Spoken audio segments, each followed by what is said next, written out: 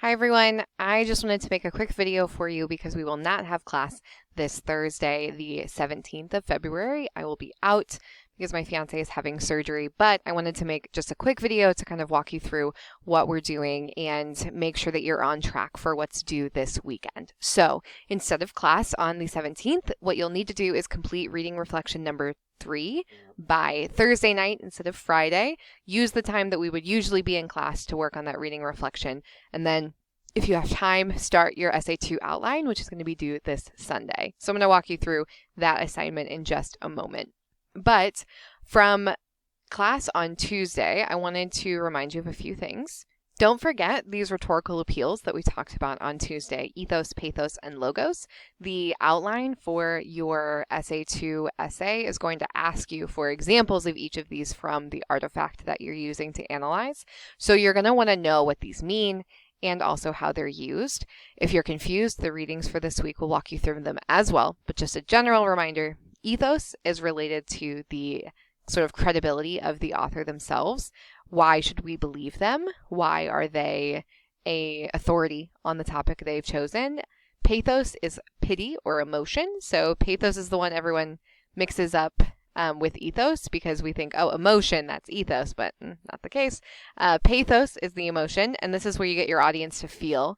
And then logos is when you're getting your audience to think. Anything based on reason and facts or what you believe to be factual. So keep these in mind as I kind of go over some other examples.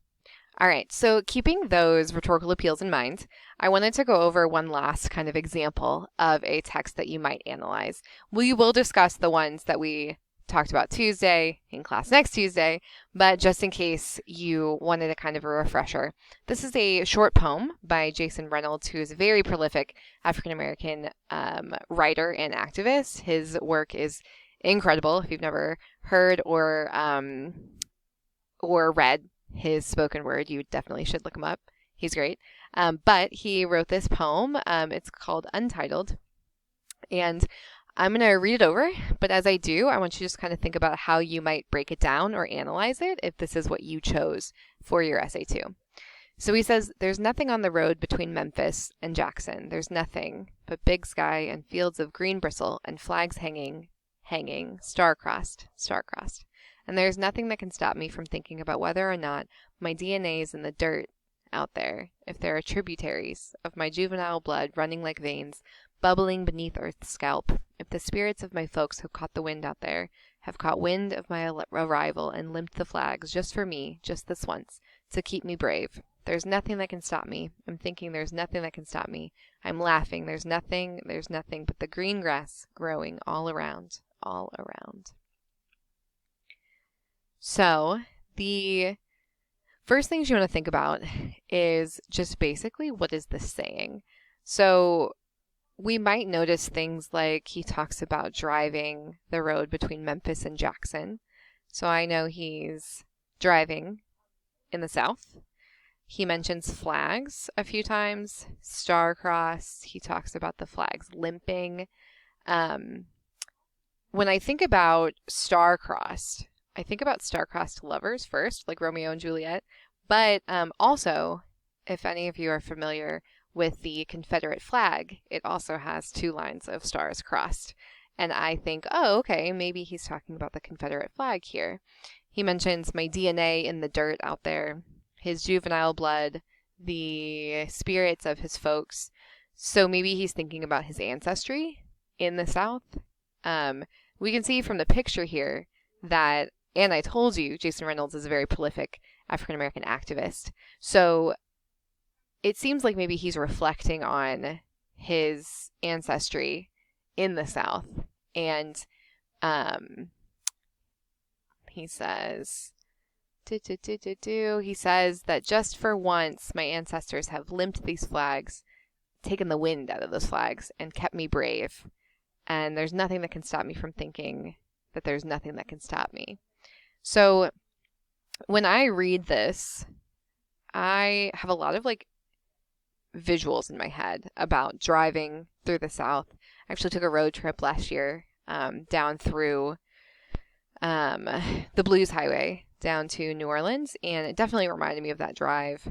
And But as someone who's African American driving through the South, seeing Confederate flags that are, for many people, inherently antagonistic, and those are definitely a symbol that, like, Black people especially aren't welcome here. And maybe he's saying that his ancestors are giving him courage to kind of face his fears of Confederate flags and those who fly them. And if I were breaking this down, I might talk about some of those visuals. I might talk about how his discussion of his ancestors really does build his ethos, his credibility. I think there is a little bit of emotion here. Just this idea that he's like laughing and he's trying to be brave and he's saying nothing can stop me. That reminds me of that song, Can't Stop Me Now. Anyway, so I wanted to kind of remind you all that you don't have to just choose a song or a speech like we looked at in class on Tuesday, but poems are also great as well. So take a minute to think about what you are going to focus on for Essay 2. Do the readings for this week and kind of, as you do them, think about, okay, what would be good for me? Songs are great. Poems. I've never had anyone choose a podcast, but if that's something you're into, please feel free. But the outline due this weekend is going to really walk you through how to analyze it. So once you've just decided what you're going to analyze, you want to kind of ask yourself what your thesis is going to be. So what argument are you going to make about this piece? And essentially, rhetorical analysis, as it says here, seeks to convince an audience what's going on. So very simply, this piece, like if I was going to choose the poem we just read, Untitled by Jason Reynolds, is persuasive by means of vivid imagery and ancestral ethos. Simple, right? Or I could say Untitled by Jason Reynolds would be more persuasive if maybe it was longer and it included experience outside of the South. And then the rest of my essay is going to use examples from the text to kind of support that. So I want you to think about not just what text you're using, but what you're going to argue about it. Is it persuasive or is it not? And why? Why is it? How so? So the outline that you're going to be working on, essentially, when you think about breaking down a piece, you want to think about, okay, how am I going to introduce it? How am I going to summarize it?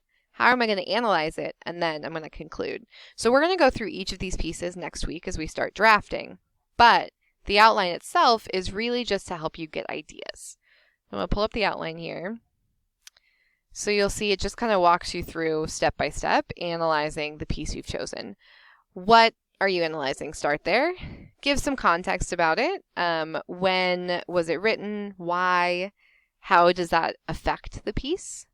So if you are choosing a song from 2001, chances are that it was impacted by 9/11. If you're choosing a song that was released in 2021, consider if the pandemic maybe had an impact on its message, things like that.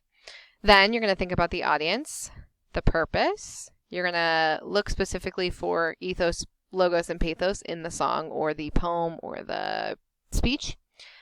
If you can't find examples of each of these, you may not be looking hard enough, okay? If you're not sure, guess. But what I do not want you to do is skip this because you're going to really struggle in drafting later on. All right? Then there's a question about tone, just like what's the kind of general attitude? And the most important part, in my opinion, is that thesis. So now that you've kind of analyzed above, what you're going to end with is just your argument about it. In a couple sentences, summarize the effectiveness of this piece, okay? And that thesis is what we're going to start with next Tuesday, all right?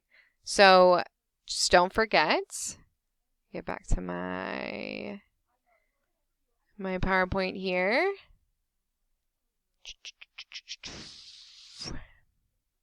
Sorry, I'm slow. Okay.